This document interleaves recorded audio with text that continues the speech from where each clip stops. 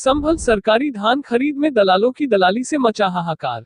सरकारी धान खरीद न होने की शिकायत पर नवीन मंडी पहुंची बीजेपी पार्टी की राज्य मंत्री, मौके पर अधिकारियों को लगाई फटकार।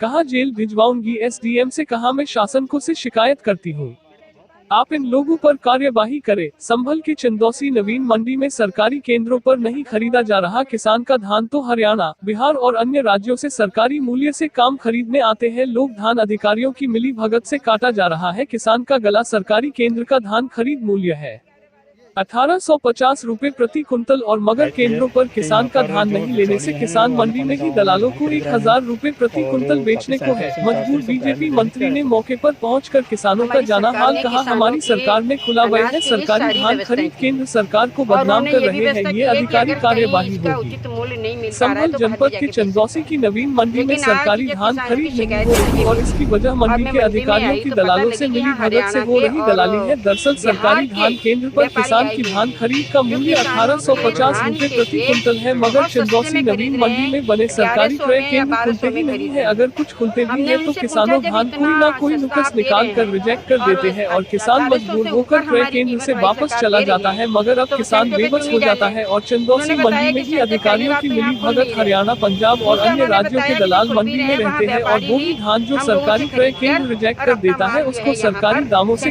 कम दामों में खरीद लेते हैं। लाचार किसान बेबस होकर मंडी में बैठे दलालों को अपना 1850 रुपए प्रति कुंतल का धान 1100 रुपए प्रति कुंतल में बेचने को मजबूर हो जाता है और साल भर की मेहनत को चंद दामों में बेचकर सरकार को कोसता हुआ अपने घर वापस लौट जाता है। आज नवीन मंडी चंदौसी में हो रही इस धांधली की सूचना पर बीजेपी राज्य मंत्री गुलाबो देवी नवीन मंडी पहुंची और किसानों का दुख जाना तो पता चला कि सरकारी धान खरीद केंद्र बंद पड़े हुए हैं और जो खुशबू रहे थे वह किसानों को